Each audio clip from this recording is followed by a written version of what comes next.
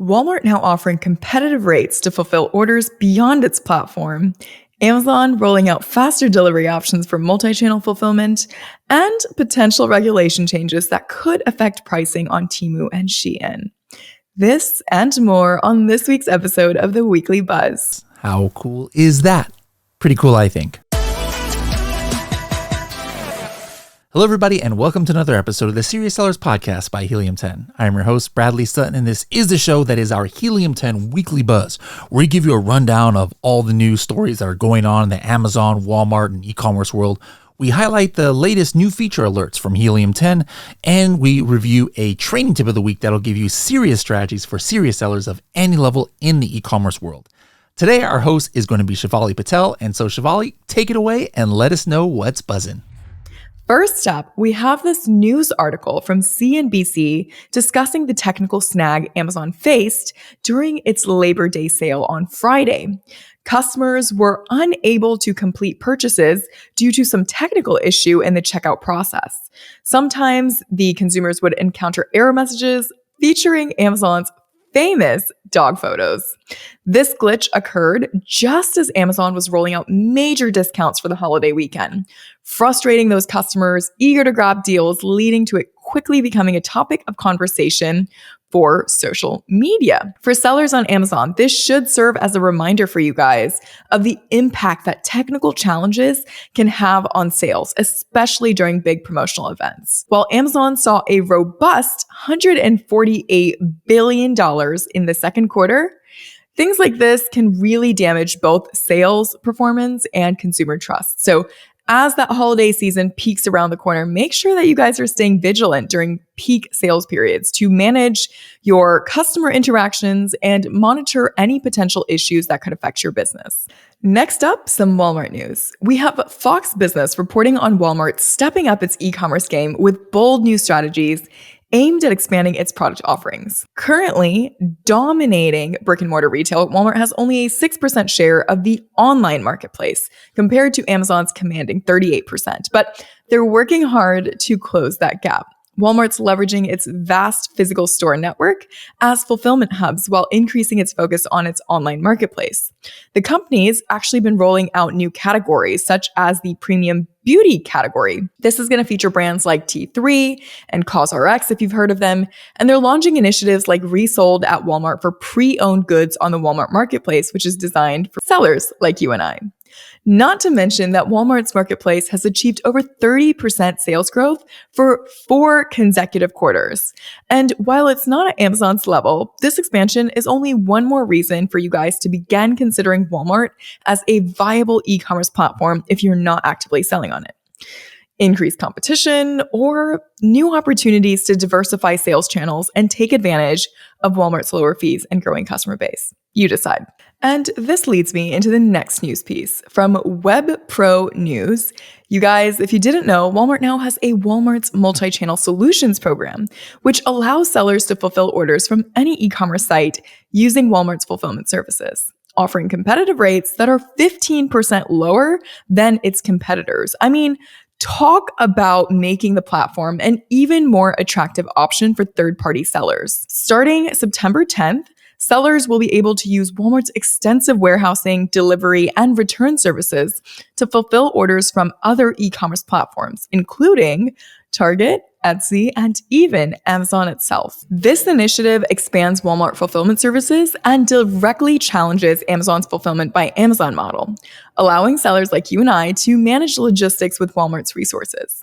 For sellers using Amazon or other platforms, so if this is you, this means you will now have an alternative fulfillment solution that offers cost-effective logistics, helping you streamline operations while reaching customers across multiple channels.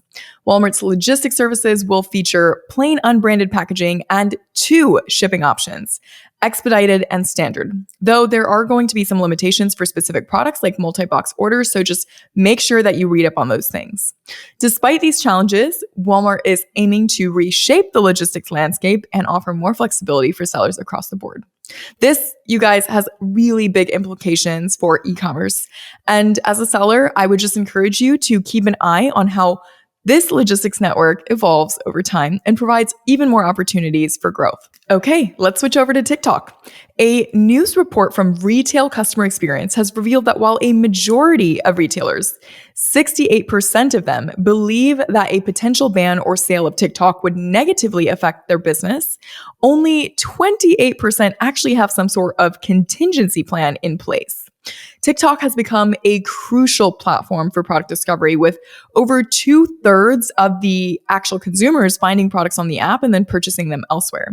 So I would say for Amazon and Walmart sellers, this sort of uncertainty around TikTok's future could potentially pose a disruption in customer acquisition, particularly as 81% of retailers are actually using TikTok to sell directly to consumers. I think we all recognize how monumental viral content can be for a business, and it's no secret that viral content on the platform has led to issues like stockouts and delays. So, are you prepared for any impact associated to a possible shutdown? According to the article, 73% of consumers plan to use TikTok as inspiration for their holiday shopping, and 59% intend to make purchases directly through TikTok Shop. Whereas 39% of consumers named Facebook as the platform where they will spend a majority of their time if something happens to TikTok, meaning that there is going to most likely be increased competition for attention on those platforms, on the social media platforms that are not TikTok, where people are finding inspo.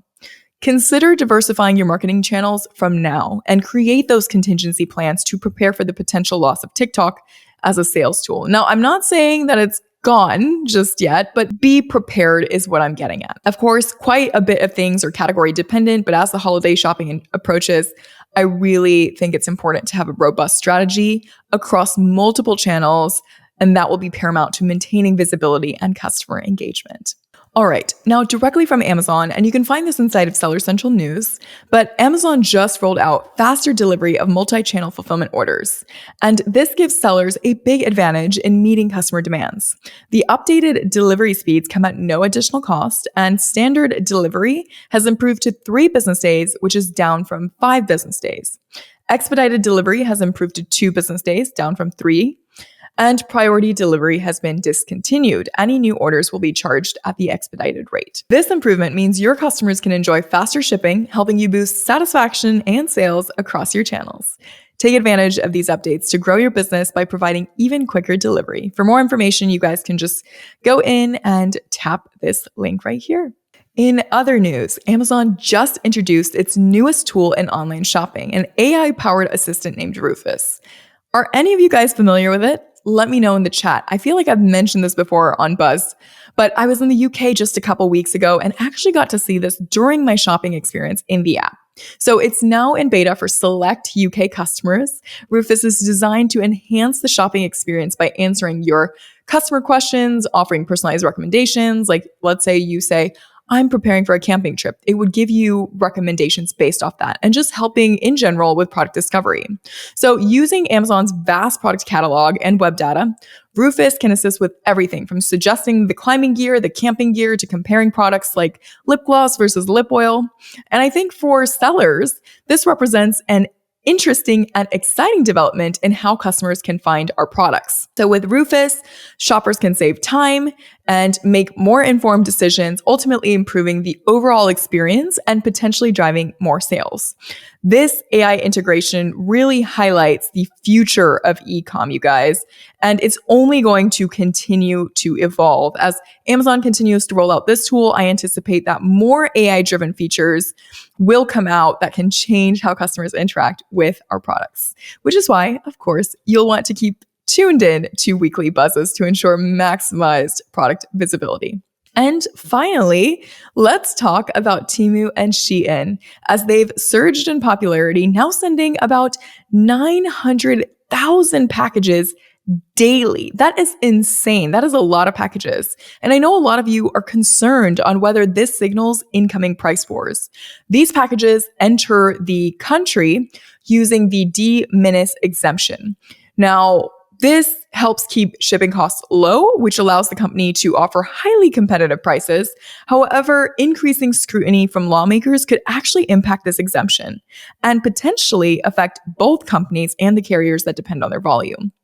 What I mean by this is parcel carriers like UPS have seen notable growth with the rise of Temu and Shein, and both rely on low-cost shipping rates, which help them keep their product prices affordable. While slower delivery speeds, 6 to 22 days for Temu and then 10 to 13 for Shein, are the trade-off for shoppers, the high volume of packages keep those carrier trucks full and routes efficient. However, if regulatory changes alter the shipping process, costs could rise, impacting the current delivery boom. So keep an eye out for any potential changes in regulations. With that, that is it for this week's news. Now, let's talk strategy. Let me show you how you can easily find your closest competitors for any Amazon product. Now, why is this important and how can it help you make money? Well, if you're researching a new niche, you need to understand who your competition is. Who do you need to watch out for? Who should you study at the keyword level to understand where they're getting their sales from? This tool will help you do just that. Using Blackbox's Competitors tab, you can input any ASIN that has some sort of history, something that's sold decent volume, and you'll want to avoid new products that aren't ranking yet because the tool works best with established products.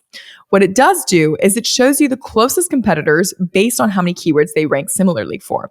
So for example, let's say I were to input something in like an LED makeup case, I would see other products that are ranking high for the same keywords that that LED makeup case is ranking for, such as lighted makeup case or LED makeup bag. Let me actually share my screen and show you how it's done. You're going to navigate over to the fourth tab inside of Blackbox, which says Competitors. You're going to input in your own product's ASIN, or let's say a competitor's ASIN, which is what I'm doing, and then click Search. In doing so, in my case, I got back 187 products here. If you are unfamiliar with the P index that's listed right here, this is what it is sorted by default. It tells you how closely related the products are based on shared keywords. So a product with a higher P index, closer to 10, means that the product is ranking for many of the same keywords as the one that you entered. Now, this is useful because you can immediately gain insight into how relevant these products are compared to yours. A lot of what we're looking at here in these results is makeup cases. They're just a bunch of additional makeup cases. However, you really never know. Like when I run the same search, typically with coffin shelves, I see other products like makeup shelves, spiderweb shelves, or even goth-themed items. So depending on your niche, running the search is really, really great for understanding what other products are closely competing with yours. From there, the next step would be to take these and jump into Cerebro to check out exactly which keywords these products are ranking for. From here, the next step would be to jump into Cerebro to check out exactly which keywords these products are ranking for, or even take one of these products and start a fresh competitor search inside of Blackbox to dive a bit deeper. Or let's say that you need to discover which products to target for your sponsored display or sponsored product campaigns. Products that you know have a better offering or maybe some incentive over, so that if you appear on their product pages, you could potentially capture the sales. You can just use the filters at the very top to narrow down your search. And that is going to be these filters right here.